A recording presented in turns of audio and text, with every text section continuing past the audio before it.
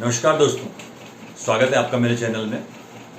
आज हम पॉलिटी की क्लास कंटिन्यू करते हैं और आज हम पॉलिटी में जो टॉपिक पढ़ रहे हैं वो है हमारे मौलिक अधिकार का टॉपिक, जिसे हम फंडामेंटल राइट्स बोलते हैं। मौलिक अधिकार आपके लिए वैसे भी बहुत इंपॉर्टेंट हो जाते हैं और परीक्षा की दृष्टि से भी, एग्जाम के उससे भी बहुत पॉइंट ऑफ व्यू से भी बहुत इंपॉर्टेंट हो जाते हैं आपके लिए, क्योंकि मौलिक अधिकार से जो क्वेश्चन आते हैं वो बहुत अच्छे क्वेश्चन आते हैं। और मौलिक अधिकार समझना इतना टफ नहीं है ना, जितना आपने हवा बना दिया है कि मौलिक अधिकार समझ में नहीं आते। 14 से लेकर 32 तक इतने मौलिक अधिकार कैसे याद करें, 6 आपके पास टोटल मौलिक अधिकार हैं, इसको कैसे याद करें। तो आप मेरे से क्लास ले रहे हैं, मैं बहुत ही सिंपल वे में आपको मौलिक अधिकार पढ़ाऊंगा और 14 से लेकर 32 तक आपको जो मौलिक अधिकार होंगे वो अपनी उंगलियों पर याद हो जाएंगे। ठीक है, तो आज का जो टॉपिक है हमारा, हम पढ़ रहे हैं संविधान का भाग 3। आज का जो टॉपिक है वो है संविधान का भाग 3, मतलब चैप्टर 3। ठीक है, चैप्टर 1 में मैंने आपको संघ एवं उसके राज्य क्षेत्र पढ़ा दिए थे, चैप्टर 2 में आपकी नागरिकता है और चैप्टर 3 में आपका क्या है, मौलिक अधिकार है। ठीक है, तो ये है हमारे फंडामेंटल राइट्स, जिन्हें हम बोलते हैं मौलिक अधिकार। ठीक है, मौलिक अधिकार। मौलिक अधिकार किन अनुच्छेदों में वर्णित हैं, तो अनुच्छेद 12, आर्टिकल 12 से लेकर आर्टिकल 35 तक। ठीक है, अनुच्छेद 12 से लेकर अनुच्छेद 35 तक हमारे क्या है, मौलिक अधिकारों का वर्णन है। ठीक है, तो सबसे पहले आप ये समझ लीजिए कि मौलिक अधिकार होते क्या हैं। तो मौलिक अधिकार किसी भी नागरिक को दिए गए वो अधिकार हैं जो उसकी स्वतंत्रता को क्या करते हैं, डिफाइन करते हैं। ठीक है, अगर आपसे मौलिक अधिकार छीन लिए जाए तो आप फिर से क्या हो जाएंगे, एक तरह से गुलाम हो जाएंगे। ठीक है, तो ये जो एग्जाम की प्रिपरेशन कर रहे हैं उनके लिए भी है और जो नॉर्मल लोग हैं उनके लिए भी है। ठीक है, तो सबसे पहले मौलिक अधिकारों के बारे में आप 2-3 चीज समझ लीजिए।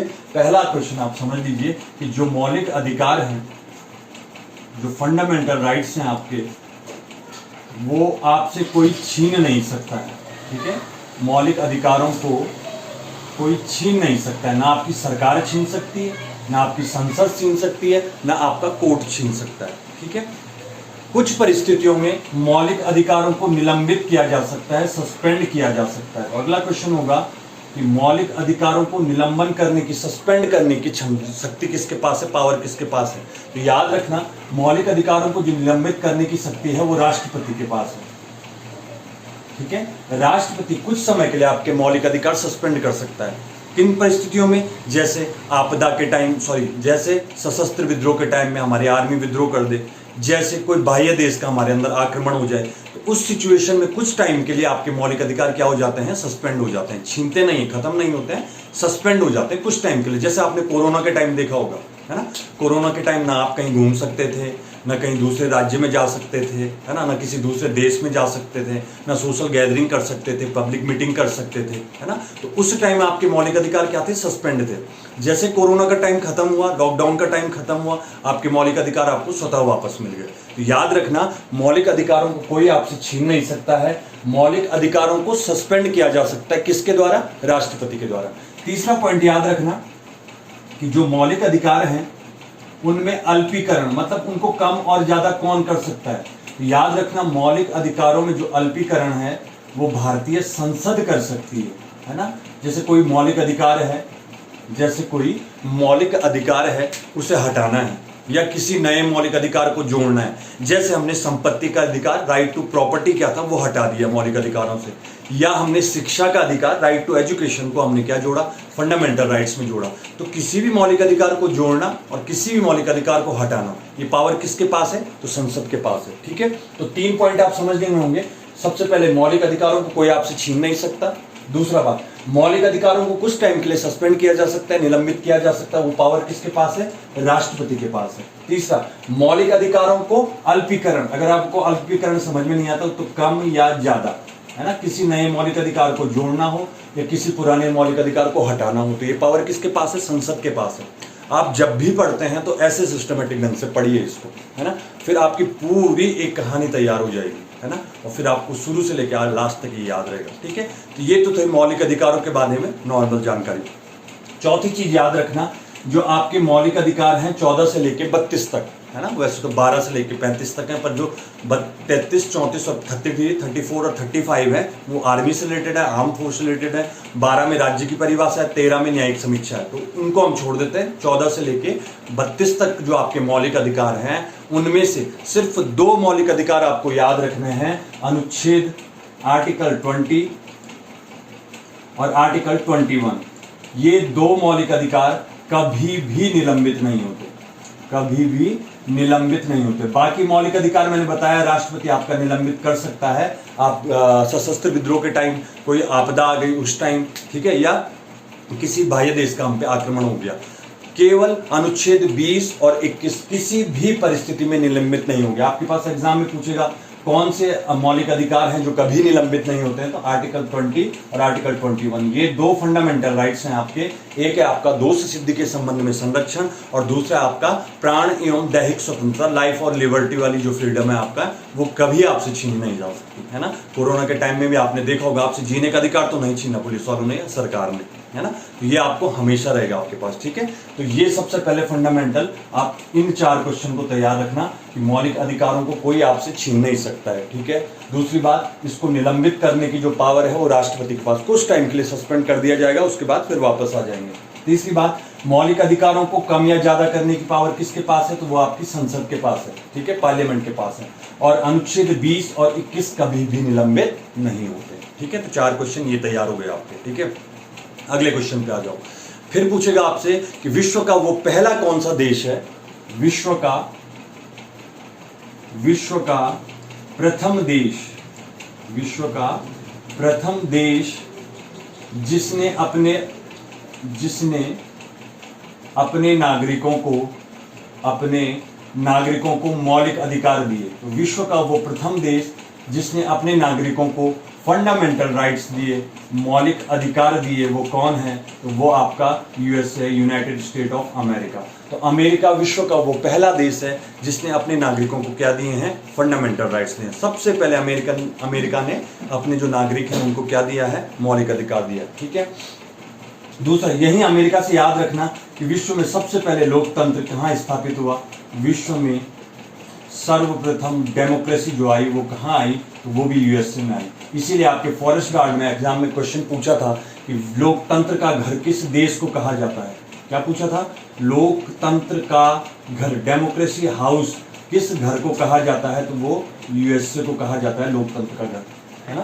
देखो, सबसे पहले जो लोकतंत्र लागू हुआ वो अमेरिका में लागू हुआ। अपने नागरिकों को सबसे पहले फंडामेंटल राइट्स दिए, वो किसने दिए, अमेरिका ने दिए, ठीक हो गया। तो ये यहां से याद रखना। तो इतने क्वेश्चन आपके ये तैयार हो गए, ठीक है। अगला क्वेश्चन आपसे पूछेगा, जो भारत है, जो हमने हैं, वो मौलिक अधिकार किस देश से लिए हैं। तो याद रखना, हमने जो मौलिक अधिकार लिए हैं, भारत ने मौलिक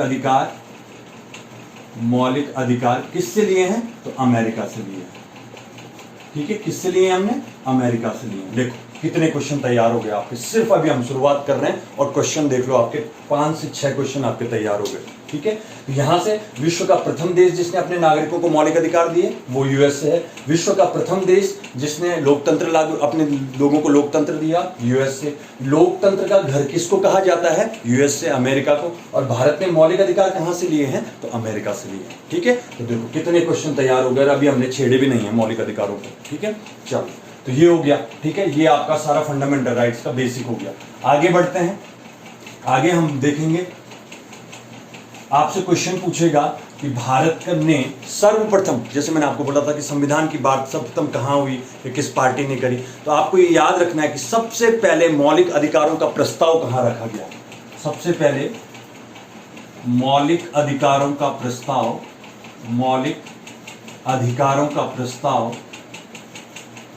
मतलब सबसे पहले हमने कहाँ बात करी कि हमारे पास भी मौलिक अधिकार होने चाहिए, तो आपको याद रखना है ये था 1931 का कांग्रेस का लाहौर अधिवेशन। तो कांग्रेस का जो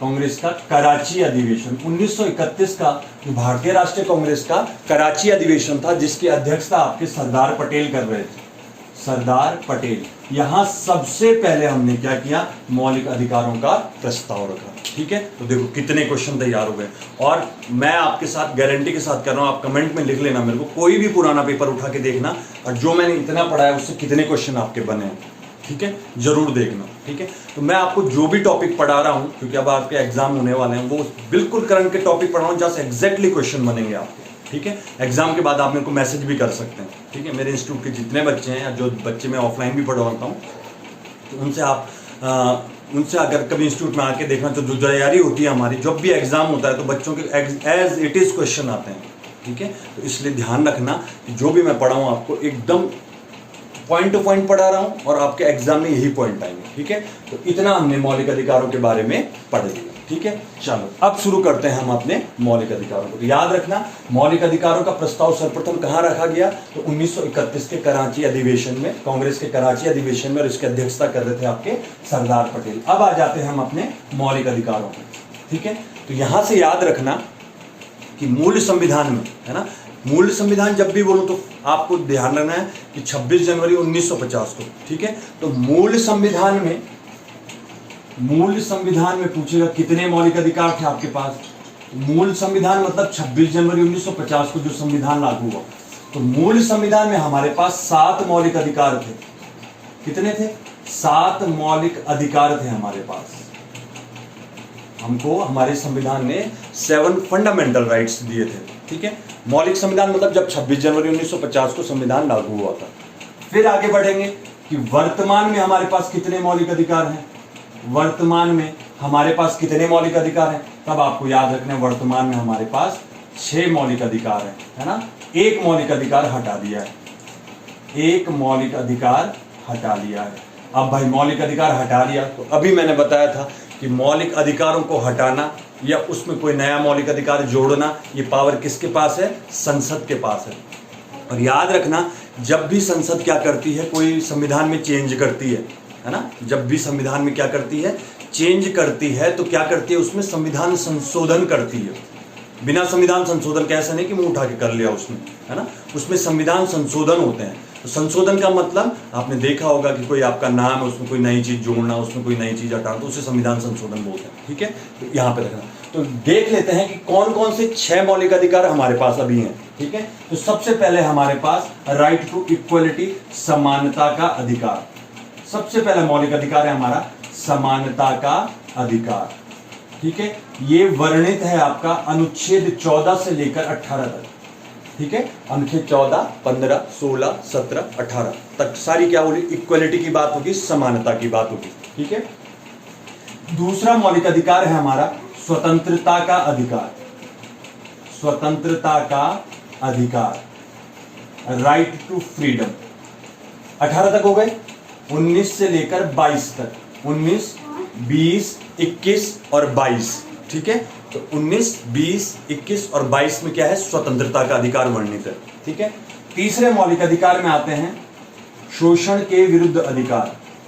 शोषण के विरुद्ध अधिकार, विरुद्ध अधिकार आर्टिकल 23 और 24 में, ठीक हो गया। चौथा मौलिक अधिकार है आपका धार्मिक स्वतंत्रता का अधिकार, जहां से सबसे ज्यादा क्वेश्चन बनेंगे। धार्मिक स्वतंत्रता का अधिकार, तो धार्मिक स्वतंत्रता का अधिकार वर्णित है अनुच्छेद 25 से लेकर 28 तक, 25, 26, 27 और 28। पांचवा मौलिक अधिकार है आपका शिक्षा एवं संस्कृति संबंधी अधिकार। यहां से भी बहुत क्वेश्चन बनते हैं। संस्कृति संबंधी अधिकार, ये हैं आपके आर्टिकल 29 और 30। और लास्ट है आपका 6वां मौलिक अधिकार, जो है आपका संवैधानिक उपचारों का अधिकार। संवैधानिक उपचारों का अधिकार मतलब अगर आपके मौलिक अधिकारों में किसी भी मौलिक अधिकार में हनन होता है, तो उसके बाद की प्रोसेस आप क्या करेंगे, तो यहां बताया गया है संवैधानिक उपचारों का अधिकार। यह है आपका आर्टिकल 32।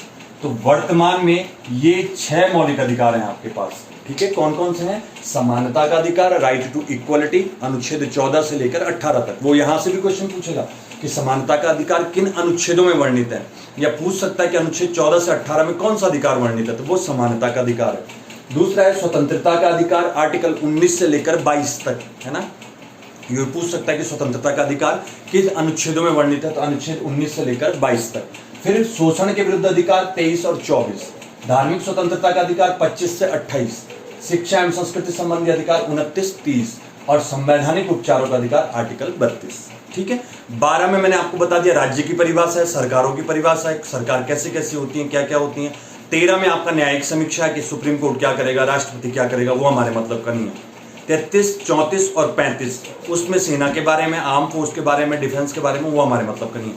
हमारे मतलब के ये हैं अनुच्छेद 14 से लेकर 32 तक। एक एक मौलिक अधिकार मैं आपको रटवा दूंगा, आपको मौलिक अधिकार उंगलियों पे याद हो जाएंगे, ये मेरी गारंटी है। ठीक हो गया, बस आपको इसको रिवीजन करना है बहुत अच्छे से और थोड़ा समझना है इसको। ठीक है, और वीडियो पूरी देखा करो, जब भी आप वीडियो देखते हैं तो पूरी वीडियो देखते हैं। 24 घंटे में से अगर आप 20 मिनट भी निकाल लेते हैं अपनी पढ़ाई के लिए, है ना, बहुत है, 20 मिनट इसको पढ़ लो, बहुत काफी हो जाएगा। ठीक हो गया, तो चलो, तो संविधान ने दिए थे 7 मौलिक अधिकार, वर्तमान में आपके 6 मौलिक अधिकार। ठीक है, 6 में कौन कौन से हो गए, स्वतंत्रता का समानता का अधिकार, स्वतंत्रता का अधिकार, शोषण के विरुद्ध अधिकार, धार्मिक स्वतंत्रता का अधिकार, शिक्षा एवं संस्कृति संबंधी अधिकार और संवैधानिक उपचारों का अधिकार। अब एक मौलिक अधिकार जो हटाया गया वो कौन सा था, वहां से क्वेश्चन बनेंगे। ठीक है, तो अभी उसको देख लेते हैं कि कौन सा मौलिक अधिकार था जो हमने हटा दिया।